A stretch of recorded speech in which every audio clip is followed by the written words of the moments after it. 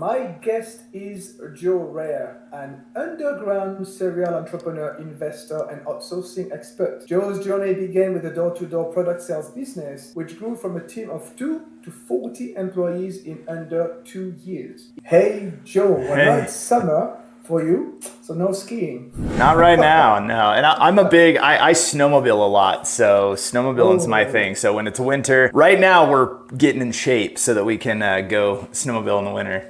You already miss it?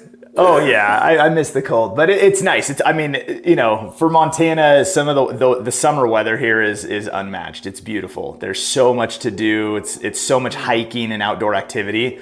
So this is the place for summer activity for sure. You know, I believe that the biggest risk entrepreneurs face isn't a lack of cash flow or marketing, it's actually themselves. And you seem to have learned that lesson, because when we first met, you told me something that really stuck with me. You said, I've created businesses trying to answer one question. What happens if Joe dies? The realization is the origin of it. I'm not sure how I kind of got to the point, where that concept existed, but where it really became important was when, I ended up, I have my wife and we have kids, and then it goes, okay, so what happens if something happens to Joe and Joe can't work? Then what? Like, my wife's not going to run the companies. So what happens? And so the idea was, I want to have a certain lifestyle. I want to have experiences with my kids, and I want my family to be able to live a certain way. And I want them to be able to continue to do that even if I happen to not be here, which would be devastating. But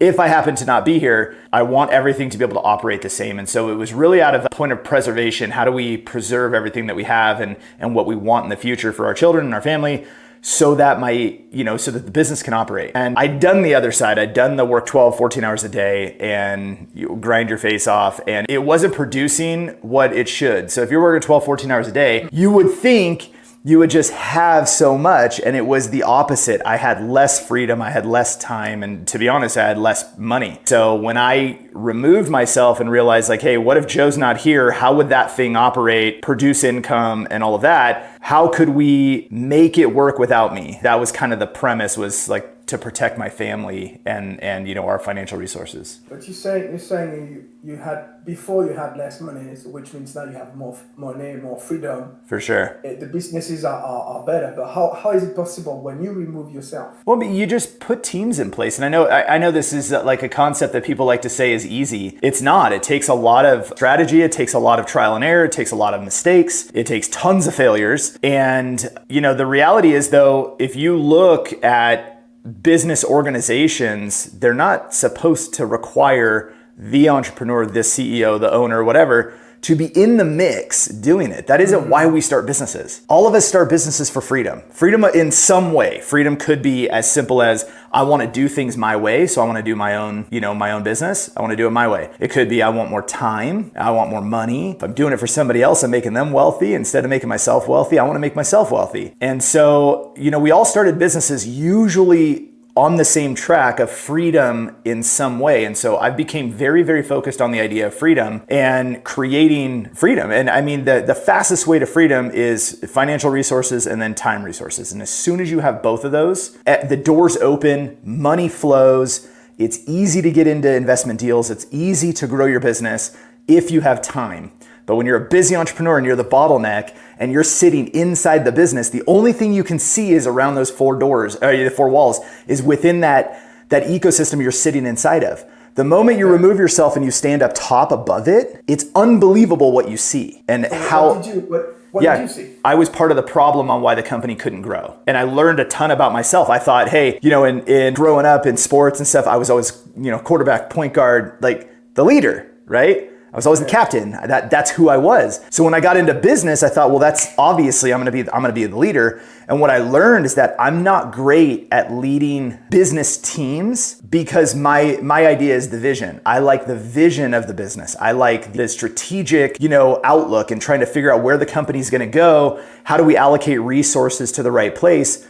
But on the day-to-day operations, I have zero interest in operating it. And so that was a huge thing for me to understand, is that I don't want to operate the company. So I'm not great at leading the teams that operate the company, because all I want to do is create and do more and find bigger things and figure out ways to make things bigger and better. I need operational people. So the idea of, I forget what the book is, right? But you have the visionary and the integrator. And that, when I first heard that, I was like, oh my God, that totally makes sense. I'm not an integrator. I need somebody else to go do it. And as soon as I figured that out and we put somebody in place to go be the integrator, the sky's the limit. It was so easy. And then they ran the teams, they managed the people, they ensured, reporting, and everything was working smoothly. And I got to come in and say, hey, how's everything going?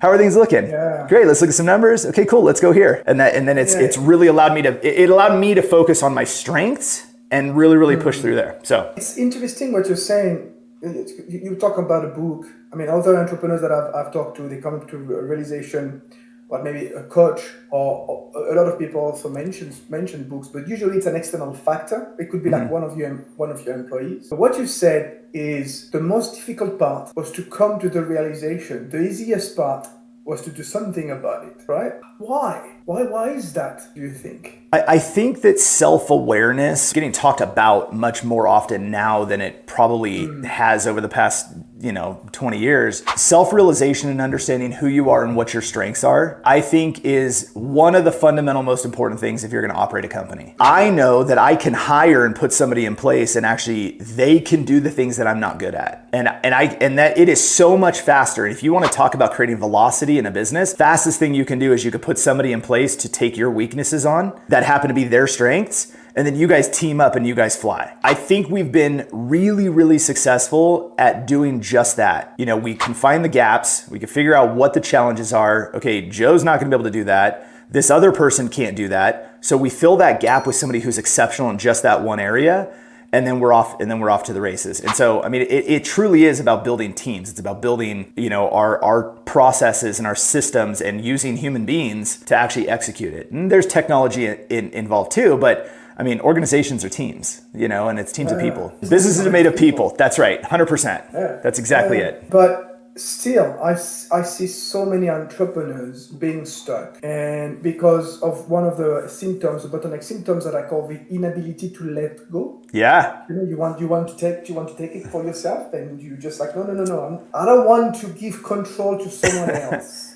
It could be like the bank account. It could be like empowering your team to make decisions, because usually they are afraid of something. Was that a challenge also for you? In the beginning, it was super challenging, because when your own money, and this is what I've kind of come to realize, I think this is a thing. And I've through conversations with clients and hearing people having trouble delegating and getting out of the way, a lot of times it comes down to, this is my nest egg, right? This is my money. I'm investing in this and I'm putting my heart and soul into it. I'm putting my time into it. I'm, my time away from my family or away from the things that I love. I'm putting my time and my money into something, and they want to protect it. And I can respect that. What they don't understand is that by providing opportunities for other people, you actually increase your own opportunity. And I think that the challenge with delegating and with letting go is that people really, and this goes back to financial literacy, where most people don't have financial literacy. They don't understand the language of money. And so what happens a lot of times is that they hoard money, and they want to hoard things, and even the control of their business, when they clamp down and they want to hold on to it, what it does is it literally suffocates the money flow, and you can't grow. And I see this a lot because we deal with a lot of agencies, and they'll get virtual assistants and they'll work with our company, and then all of a sudden you go, okay, but the company hasn't grown. Then they have to let their VA go because they don't have enough financial resources. And a lot of the companies, and it's simply because they just don't understand. Yeah, if you would have just gotten a second VA, created space, created opportunity for the company to grow, you wouldn't be in this situation. So I think it's challenging for people because they're afraid to spend money, let money go, let things free flow. It's money doesn't like to be, hoarded. Money needs to flow, it needs to move. And I believe that it's a financial fear more than anything else is one of the reasons people can't delegate. They're afraid to let things go. And I think there's more, they believe there's more importance in the things that they want to hold on to. Like example is email, right?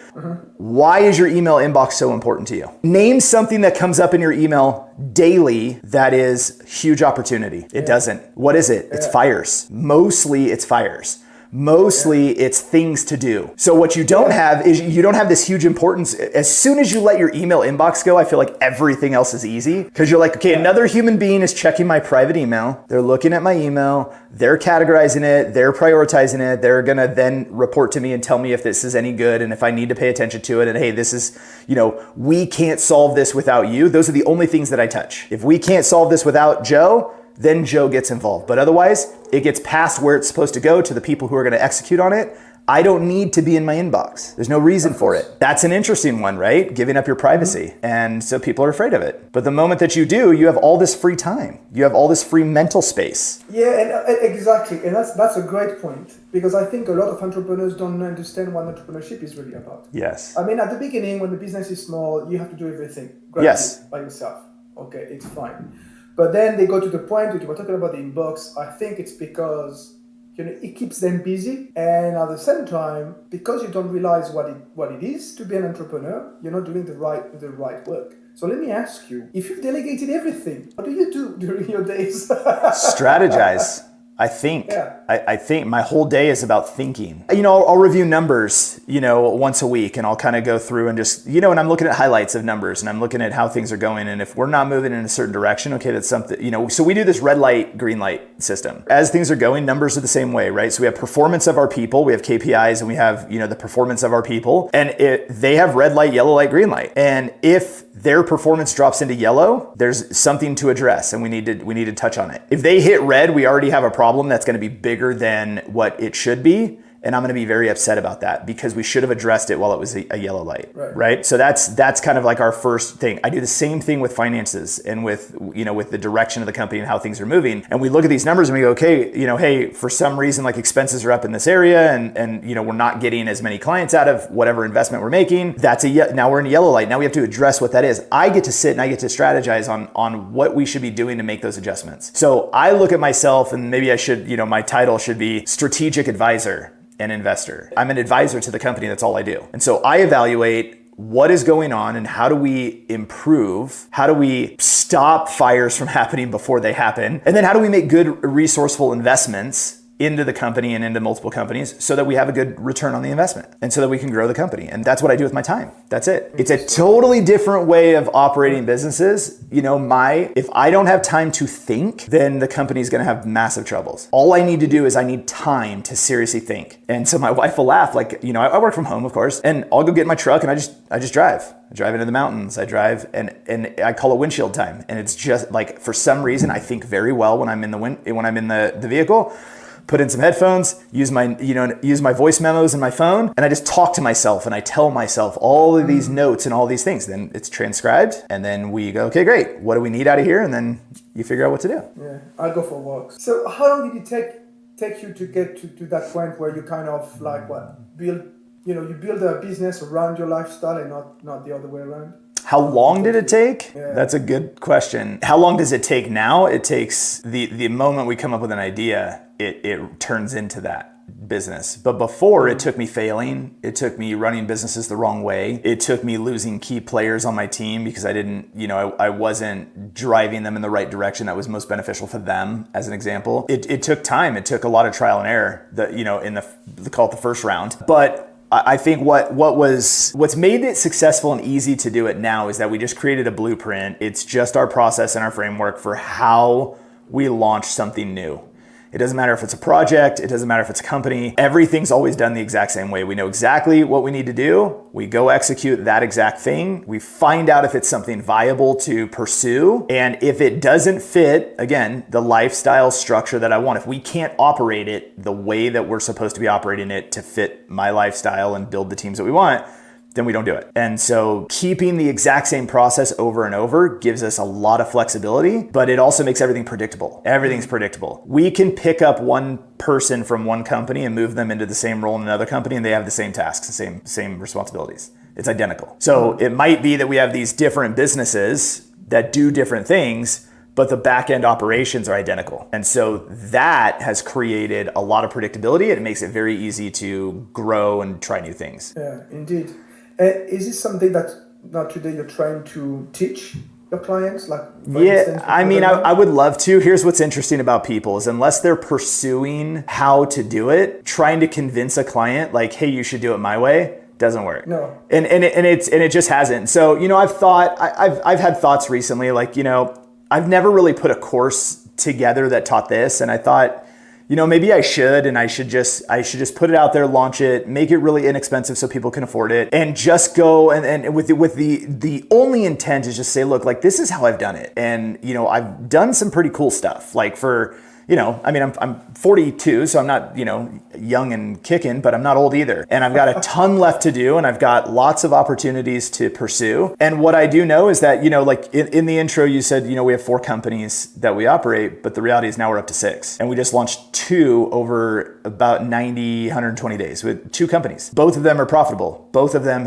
are completely operated by other people. And both of these new companies, we use the same process. And we were able, for example, we were able to build one of them to what will be a 7-figure business, right? We're already doing 6 figures every single month. That one, we did that in like 40 days. And so when people think building a business is hard, it's like, well, I understand, but that's just because you don't have a blueprint. You don't have a map. So I've thought about building some sort of a course, a program, something, just to show people like what I've done. Cause I keep getting asked, we do these podcast interviews and everybody asks, like, okay, how are you able to do it? It's not that I'm magic. It's just that I figured out something that works really well and we keep doing it. So it's not like we're doing something unique, right? We just keep doing the same thing over and over and it's working.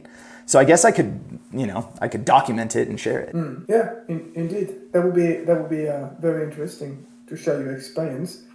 You mentioned, you had like a lot of failures, a lot of learnings along the way. Yeah. Somewhere, I think in your description, or I read something like saying like the road was definitely made of dirt with a lot of potholes. Can you mention some? Oh gosh, the dirt with the potholes. So I bankrupted myself in real estate the first round because I was in my mid-20s and I was an idiot and I didn't know what I was doing. I got into it. I sold my first company when I was in my early 20s and I was young. And so I didn't get as much money as I should have. Looking back, I'm like, oh man, all I had to do was ask for more and they would have been like, yes, 100%. And so I didn't get as much as I wanted, but it got me into real estate. And in theory, I had a good run and it was working really, really well for the time. The problem was I didn't have any experience to know when to see the signs of things were going to get bad. So when the market crashed in 08, 09, I was wrapped in the middle of doing a bunch of fix and flips and I had a bunch of properties and I had to give 8 properties back to the bank. And so it was,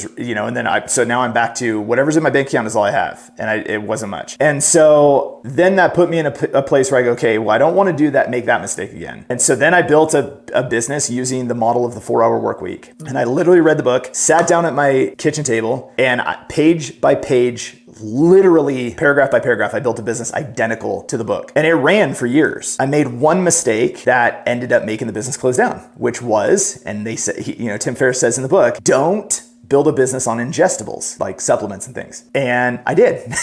and the product was a supplement.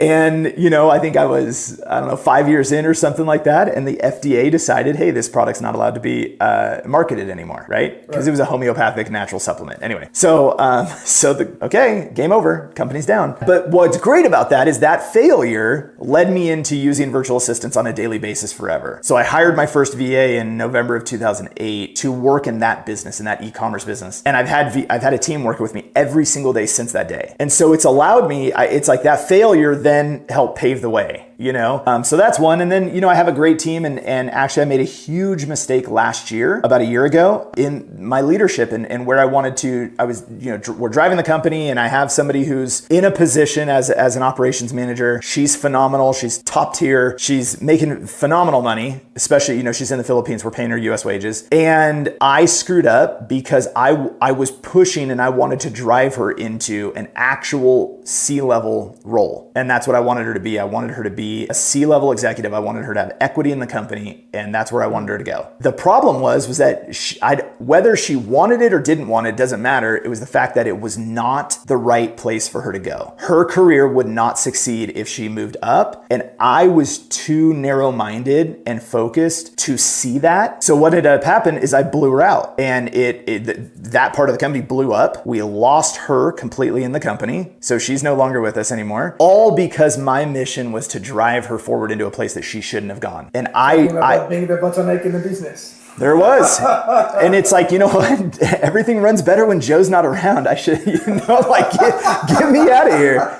And so as soon as I leave, everything gets better. And and it was like, you know what? I look back and I'm like, she was operating everything phenomenal, and I blew it up. And that was stupid. And that was a huge mistake I made. And I vowed to look at people's careers differently and really, really support where they believe they should go and really assess their skill set and never try to put them in a position that I think is better if it's not where they need to be. And so that was a huge lesson. That was a gigantic lesson. Yeah, you bet. Can we talk a little bit about the advantages of virtual assistants? I just hired my own virtual assistant. I can see virtual assistants popping up everywhere right now. Yep. But a lot of entrepreneurs don't value their roles. Can you tell us a little bit about that? Well, I think they don't value the roles because they are narrow-minded, and not in a negative way. It's just that we have an understanding that people near you are more qualified, right? People near you are more skilled. And that's just not the truth. So I like to give people the example when this comes up and they're just like, well, can they really do that? I love to bring up this idea. So I live outside of Bozeman, Montana. So we're in Montana. There's more people in Seattle than in the entire state of Montana. There's nobody here, right? But don't move here or anything, because Montana's full. That's what we like to say. Nobody's allowed to move here. But the reality is so in the, Bozeman itself is the hub of where I live, right? But there's less than, I think there's 55,000 people. There's nobody's here in reality. So if I wanted to run a company and I wanted to hire key players to run my company here, my options are super limited. Mm-hmm. Could I get the right talent? Doubtful. However, guess what? There's 400 million people sitting over in a small segment of Asia that, we look at the Philippines. We can easily find top tier talent that have more education than this college dropout. They have degrees, they have master's degrees, they have experience, they've done things, and you can grow them and mold them into the position that you want very, very easily and for a fraction of the cost of hiring in the US. So, the mindset of the talent being different just because they're on the opposite side of the world or something, it's eventually gonna fade and people are gonna have to get used to it. The reality is that, we have team members that have way more education than me. They're way more skilled than I could ever be in that specialization. And it would be foolish for me to think I need to hire somebody here local just because of this, fake thought that people are better here in the US or in Finland or what, it's just not the case. Every single thing you see that involves my companies or me, I didn't create it. There's nothing out there. This hat didn't make it. Shirt didn't make it. Background didn't make it. Every single thing you see, every video edited, every audio thing that you see, I didn't do any of it. It's all done by virtual assistants. So what's the value of them? The value is freedom. They create freedom. They give you time back, and they do it at a fraction of the cost of hiring local. Yeah, I lived 20 years in Southeast Asia before Finland, so I can tell you, I confirm. Yeah, there are a lot of talents over there. It's unbelievable. And the Filipinos are very close to America. Yes, in terms of and that's how we landed there. Is that I tried everything. I tried India, I tried Sri Lanka, I tried Pakistan and Vietnam, and we tried all these places. When I hit the Philippines and noticed they wear our clothes, they listen to our music, they watch our movies. And I'm speaking from the US side. And street signs are in English, universities teach in English. And I'm like, they get it. They understand our culture and they mimic our culture. And because they do that, it's super easy to have them work on things more than what I found in other countries. Not saying that somebody can't in another country, but that's just what I found. It's been amazing. Absolutely. My VA is from Madagascar. So she speaks French. French, but she's great. She does know what she does. She takes initiative. I'm like, yeah, sure, go on. Yeah. Things I didn't think about. She's really part of my team. Yes. My small team of myself and her and someone else, but that's it. If I you love it. treat them like a team member, they will perform like a team member. But if you treat them like they're some outsourced person over there and you're not going to give them the same respect and time, that's what you're going to get then. All you have to do is treat them like they belong sitting next to you. And as soon as you do that, you will have success. Yeah, right. Yeah. Well, these fantastic conversations. Yeah. Bottlenecks, man. I have two more questions for you. Fire. First, take your entire experience, of winnings, potholes, and dirt, and everything, and summarize it into one practical recommendation for aspiring entrepreneurs.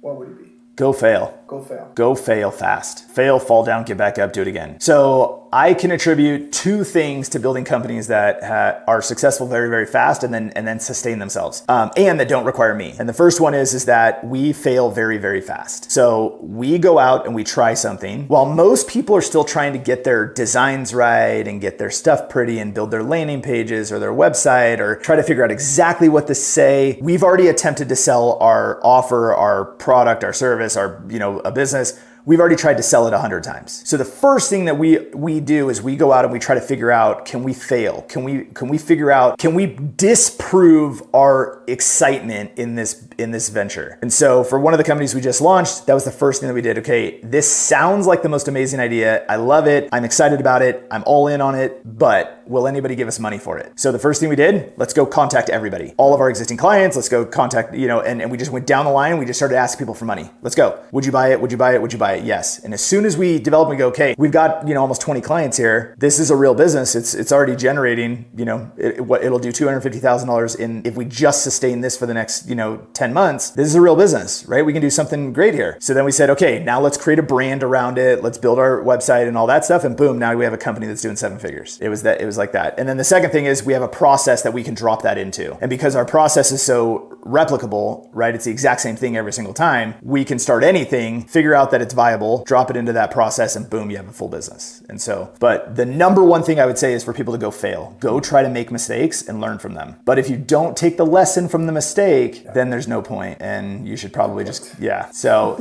go make the mistake, but learn the lesson. Great. Last question. How can people contact you? Very easy. If you want to go to level9virtual.com, top right-hand corner, there's a book a call button. That's a fast way to get in touch with us. Or you can email me, joe@level9virtual.com. Amazing, Joe. Thank you again for your time today. Yeah, my pleasure. Thank you for having me.